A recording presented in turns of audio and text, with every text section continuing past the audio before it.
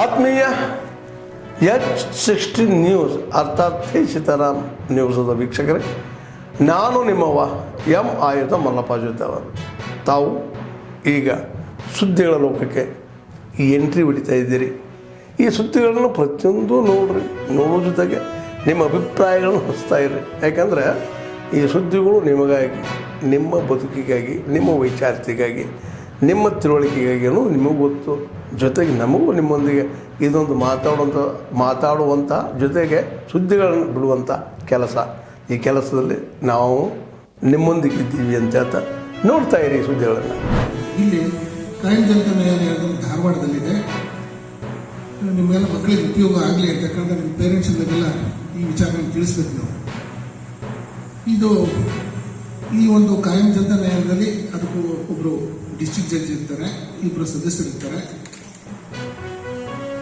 ಇದು ನಿಮ್ಮ ಧಾರವಾಡ ಜಿಲ್ಲೆಯಲ್ಲಿದೆ. ಈ ಧಾರವಾಡ ಜಿಲ್ಲೆಗೆ ಸಂಬಂಧಪಟ್ಟ ಹಾಗೆ ಉತ್ತರ ಕನ್ನಡ, ಕೊಪ್ಪಳ, ಬಳ್ಳಾರಿ, ದಾವಣಗೆರೆ, ಗದಗ ಮತ್ತು ಹಾವೇರಿ ಈ ಇಷ್ಟು ಜಿಲ್ಲೆಗಳಿಗೆ ಒಬ್ಬರು ಕಾಯಂ ಲೋಕ ಅದಾಲತ್ ಅಂತ ಹೇಳಿ ಒಬ್ಬರು ವಕೀಲರು ಜಡ್ಜನ್ನು ನೇಮಕ ಮಾಡಿದ್ದಾರೆ.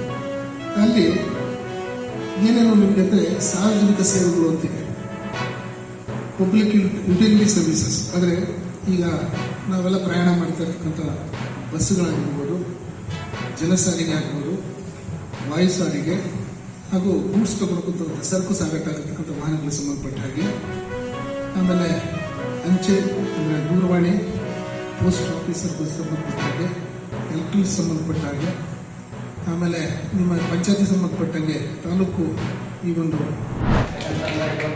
ನಮ್ಮ ಧಾರವಾಡ ಬಡಿ ವತಿಯಿಂದ ಇವತ್ತು ಸರ್ಗೆ, ಯಾಕಂತಂದ್ರೆ ನಾನು ನಿನ್ನೆ ಸರ್ಗೆ ಯಾವಾಗ ಹೋಗ್ತದೆ ಬಂದಾಗ ಅದಾಗೈತಿ.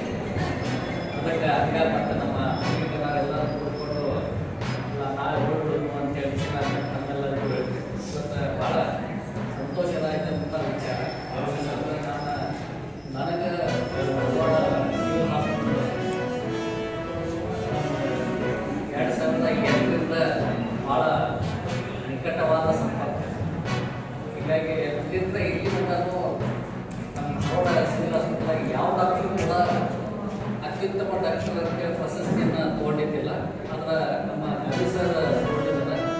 ನಮಗಷ್ಟ ಮಾಡೋದಕ್ಕಿಂತ ಖುಷಿ ಅಂತೇಳಿ ವಿಚಾರವಾಗಿ ನಮಗೆಲ್ಲ ಹೇಳ್ಬೋದು. ಅದಕ್ಕೆ ಮತ್ತೊಮ್ಮೆ ಅವ್ರಿಗೆ ಈ ಪ್ರಶಸ್ತಿ ಸಿಕ್ಕಿದ್ದಕ್ಕೆ ತಮ್ಮೆಲ್ಲರ ಪರವಾಗಿ ಅವ್ರಿಗೆ ಅಭಿನಂದನೆ ಅಂತ ಸಲ್ಲಿಸ್ತಾ ಇದ್ದೀನಿ.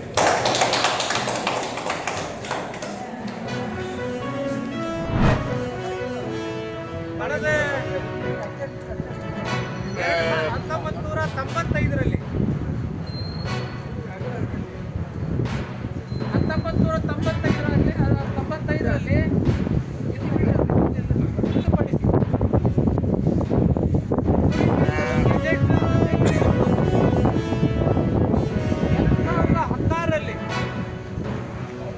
ಇವತ್ತಿನ ಮುಖ್ಯಮಂತ್ರಿ, ಕಳೆದ ಬಾರಿ ಕೂಡ ಮುಖ್ಯಮಂತ್ರಿ ಆದಂಥ ಸಿದ್ದರಾಮಯ್ಯನವರು ನಮಗೆ ಕುರಿ ಕಾಯಲು ಕಾಡಿನಲ್ಲಿ ತೊಂದರೆ ಆಗ್ತಾ ಇದೆ, ಕಳ್ಳರಿಂದ ನಮಗೆ ತೊಂದರೆ ಆಗ್ತಾ ಇದೆ,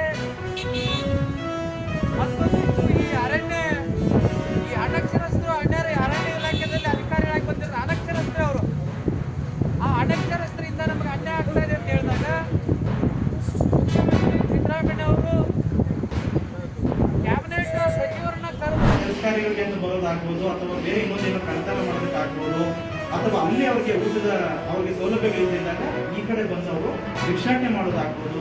ಈ ಎಲ್ಲ ವಿಷಯಗಳಲ್ಲೂ ಜನ ಮೂಗಿಗಿರ್ತಾರೆ. ನಾನು ಒಂದು ಎಕ್ಸಾಂಪಲ್ ಹೇಳೋದಾದ್ರೆ, ಅದೇ ತರ ನಮ್ಮ ಕಡೆ ಜನ ಏನ್ ಮಾಡ್ತಾರೆ, ಇಲ್ಲಿ ಆ ಕೆಲಸ ಮಾಡೋದಕ್ಕೆ ಬೇಜಾರಾಗುತ್ತೆ ಅವ್ರಿಗೆ. ಯಾಕಂದ್ರೆ ಎಲ್ಲ ಪರಿಚಯಿಸಿರ್ತಾರೆ, ಸಂಬಂಧಿಕರಿರ್ತಾರೆ, ಊರಿನವ್ರು ಇರ್ತಾರೆ ಅಂತ ಹೇಳಿ ಅವೇನ್ ಮಾಡ್ತಾರೆ, ಬೇರೆ ಕಡೆಗೆ ಅಥವಾ ಬೇರೆ ರಾಜ್ಯಗಳಿಗೆ ಅಥವಾ ಬೇರೆ ಜಿಲ್ಲೆಗಳಿಗೆ ಹೋಗೋದು, ಕೆಲಸ ಮಾಡುವಂಥದ್ದು ಅಥವಾ ವಿಷಯಗಳಾಗ್ಬೋದು, ಅಥವಾ ಯಾವುದು ಕೆಲಸ ಸಿಕ್ಕಿಲ್ಲ ಅಂದಾಗ ಅವ್ರನ್ನ ವೇಷವಾಟಿಕೆಗೆ ದೂಡ ಒಂದು ಪರಿಸ್ಥಿತಿಗಳು ಈಗ ಇದೆ. ಸೊ ದಯವಿಟ್ಟು ನೀವೆಲ್ಲರೂ ಸಹ ನಿಮ್ಮ ಮನೆಗಳಲ್ಲಿರುವ ಮಕ್ಕಳ ಬಗ್ಗೆ ಜಾಗೃತಿಯನ್ನು ವಹಿಸಿ, ಮಹಿಳೆಯರ ಬಗ್ಗೆ, ಕುಟುಂಬ ಸದಸ್ಯರ ಬಗ್ಗೆ ಜಾಗೃತಿಯನ್ನು ವಹಿಸಿ.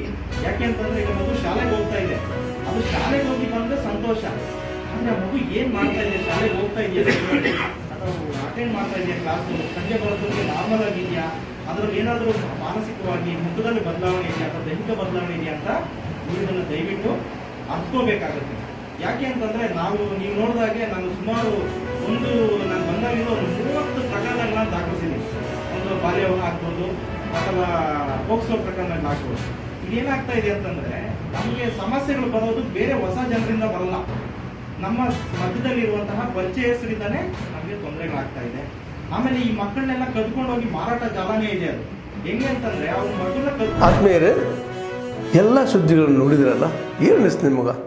ಇದರಲ್ಲೇ ನಿಮ್ಗೆ ಲೈಕ್ ಆಗಿರ್ಬೋದು, ಡಿಸ್ಲೈಕು ಆಗಿರ್ಬೋದು, ಕಾಮೆಂಟ್ ಬೇಡಪ್ಪ ಅಂತೂ ಅನಿಸಿರ್ಬೋದು, ಕಾಮೆಂಟ್ ಮಾಡಬೇಕಪ್ಪ ಅನಿಸಿರ್ಬೋದು, ಶೇರ್ ಮಾಡಬಾರ್ದಪ್ಪ ಅನಿಸಿರ್ಬೋದು, ಅದು ಮಾಡಬೇಕು ಅನಿಸಿರ್ಬೋದು. ಏನಾದರೂ ಆಗಲಿ ಶೇರ್ ಮಾಡ್ತಾಯಿರಿ, ಈ ನ್ಯೂಸ್ಗಳನ್ನ ಹಂಚ್ತಾ ಇರಿ, ಜೊತೆಗೆ ಇದಕ್ಕೆ ಸಬ್ಸ್ಕ್ರೈಬ್ ಆಗ್ತಾಯಿರಿ ಅಂತ ಹೇಳ್ತಾ H16 ನ್ಯೂಸ್ ಅರ್ಥಾತ್ ಹೇ ಸೀತಾರಾಮ್, ಇದು ಸತ್ಯದ ಕೈಗೆ ನಡಿ. ವಂದನೆಗಳು.